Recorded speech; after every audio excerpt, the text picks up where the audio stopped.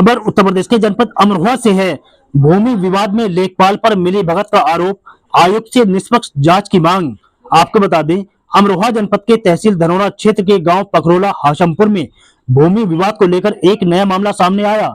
गांव के कुछ किसानों ने मंडलायुक्त मुरादाबाद को प्रार्थना पत्र भेजकर राजस्व विभाग के एक लेखपाल पर गंभीर आरोप लगाए। शिकायतकर्ताओं का कहना है कि उनकी शिकायत का निस्तारण तथ्यों को नजरअंदाज करते हुए गलत तरीके से कर दिया गया, जिससे उन्हें न्याय नहीं मिल सका।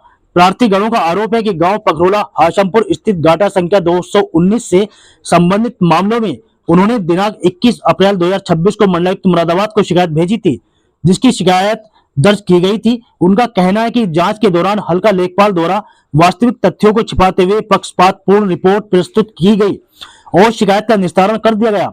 शिकायतकर्ताओं के अनुसार विपक्षी नजर मोहम्मद और उनकी पत्नी मुनीफा के नाम से कराए गए तीनों बैनामों से भूमि की चौहद्दी एक समान है, जबकि जांच रिपोर्ट में अलग अलग विवरण दर्शाया गया है। इसके अलावा गाटा संख्या 294 को लेकर भी गंभीर सवाल उठाए गए हैं। प्रार्थियों का कहना है कि उक्त गाटा का बैनामा बिना जिलाधिकारी की अनुमति के कराया गया, जो नियमों के विरुद्ध है। उनका दावा है कि इस भूमि को लेकर वर्तमान में न्यायालय में 2 मामले विचाराधीन है, जिनमें एक ग्राम समाज की भूमि के रूप में दर्ज कराने तथा दूसरा बैनामा निस्तीकरण से संबंधित है। शिकायत में यह भी आरोप लगाया गया कि गाटा संख्या 294 पर विपक्षी जिलेदार का कब्जा है। प्रार्थियों ने मांग की है कि गाटा संख्या 294 की पूर्व दिशा में स्थित खेत की राजस्व विभाग द्वारा पैमाइश कराई जाए, जिससे वास्तविक स्थिति स्वतः स्पष्ट हो जाएगी।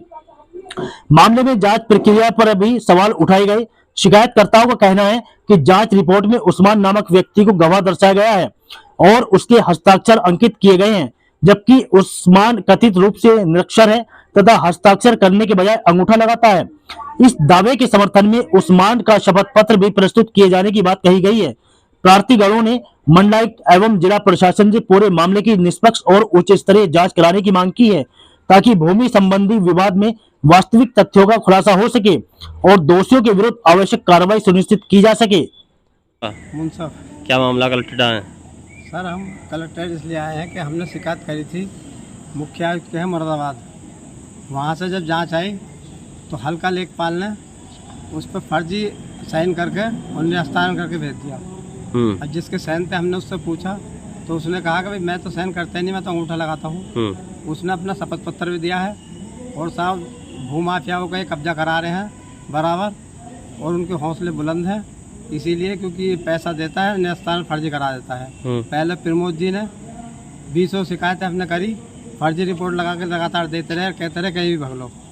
अब जो वही काम राजेश चौधरी पटवारी हैं वो कर रहे हैं, पैसा लेते हैं, फर्जी रिपोर्ट लगाते हैं और भेज देते हैं, कहते हैं हमारा लिखा चलेगा, किसी का कुछ नहीं चलेगा। अब आप कहाँ हैं? अब हम डीएम साहब के यहाँ आए हैं कि शपथ पत्र भी हमारे पास में है कि इन पर कानूनी कार्रवाई होनी चाहिए। जो आदमी अंगूठा लगाता है उसके साइन करके निस्तारण कर दिया। कब से चक्कर लगा रहे हैं आप? हमें 3 साल हो गए लगातार। 3 साल से कोई कार्रवाई नहीं हुई इन पे? कोई कार्रवाई नहीं हुई भाई। एक बार खंबे गाड़ दिए, वो भी नदी में ही गाड़े खंबे, और उनको कह देने को यहाँ तक है, जबकि वहाँ नदी है। अब क्या चाहते हो?